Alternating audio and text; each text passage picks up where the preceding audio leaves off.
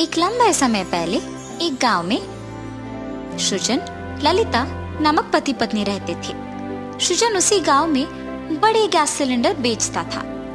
वो एक अच्छा और नेक इंसान था और दूसरों की मदद भी करता था। उसी गांव में एक छोटे दुकान में नीरज नामक एक आदमी छोटे गैस सिलेंडर को भर के उन्हें बेचता था। उसके दुकान को बहुत सारे लोग सिलेंडरों में गैस भरवाने आते थे। एक दिन नीरज सृजन को दूसरे तरफ बड़े गैस के सिलेंडरों को लेके जाते हुए देखता है। हर बार गांव को बड़े गैस सिलेंडर लाना बहुत मुश्किल हो जा रहा है। अगर मैं भी इसी आदमी के पास सिलेंडर खरीदूंगा तो मेरा काम आसान हो जाएगा।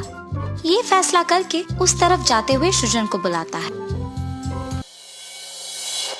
सृजन, मेरे दुकान में बड़े सिलेंडरों की बहुत जरूरत है और पड़ोसी गांव से सिलेंडर लेके आना मेरे लिए बहुत मुश्किल हो रहा है। इसीलिए मैं सोच रहा था कि अब से मैं सिलेंडर तुमसे ही ले लूं। मुझे हफ्ते में 2 सिलेंडरों की जरूरत पड़ेगी। ठीक है, अब से तुम्हें हर हफ्ते मैं सिलेंडर दूंगा। ये कह के 2 गैस सिलेंडरों को नीरज के दुकान में लगा के चला जाता है। ऐसे ही सृजन उस गांव के सारे लोगों को बड़े सिलेंडर बेचता था और ऐसे बहुत दिन बीत जाते हैं।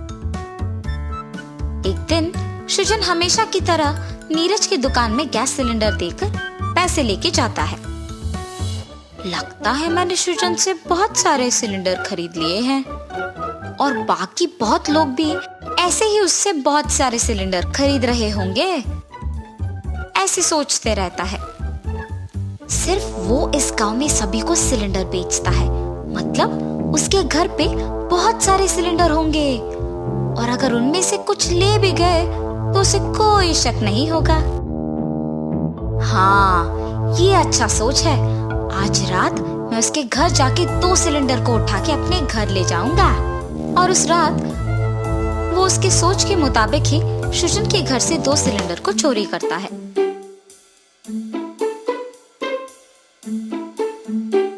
तब से वो हर रोज रात के समय में सृजन के घर से गैस सिलेंडर को चुराता था। ऐसे ही बहुत दिन बीत जाते हैं। एक दिन रात को जब वो सिलेंडर चुरा के उसके घर जाता है तब वो सोचने लगता है, अब तक मैंने सृजन के घर से बहुत सारे सिलेंडर चुराए हैं और अगर मेरे पास खत्म भी हो गए तो वापस चुरा सकता हूँ, तो फिर उसे सिलेंडर खरीदने की क्या जरूरत है अब। इसीलिए मैं सृजन से कह दूंगा कि मुझे सिलेंडर देना बंद करे। अगले दिन सृजन गैस सिलेंडर लेकर नीरज के दुकान जाता है।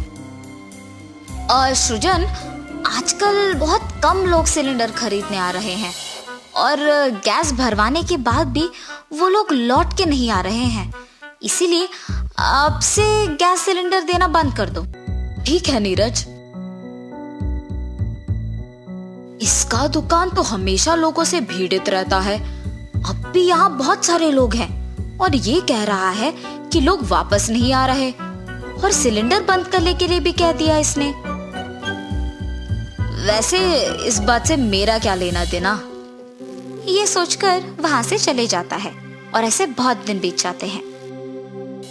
एक दिन सृजन उसके पास मौजूद सारे सिलेंडर की गिनती करने लगता है और बहुत कम सिलेंडर होते देख वो चौंक जाता है। अरे ये क्या, सिलेंडर संख्या में कम लग रहे हैं। मैं तो सिलेंडर को घर पे ही लगा रहा हूँ, तो फिर कैसे गायब हो रहे हैं ये। मेरी बीवी तो घर पे ही रहती है, उससे पूछना होगा कि मेरे घर पे ना होने के समय में अगर कोई आया है। ललिता, ललिता। जी, क्या हुआ? इतने जोर से बुला रहे हैं? क्या कोई हमारे घर से गैस सिलेंडर लेके गया है या गैस सिलेंडर के लिए कोई घर आया है?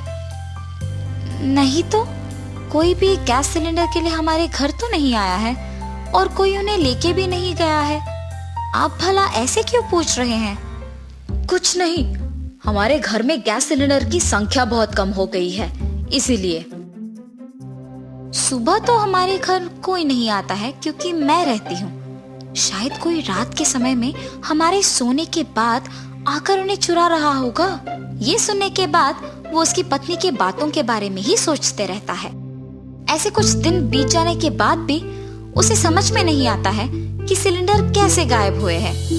एक दिन नीरज की दुकान में सारे गैस सिलेंडर खाली हो जाने के कारण वो सिलेंडर के बारे में सोचते रहता है।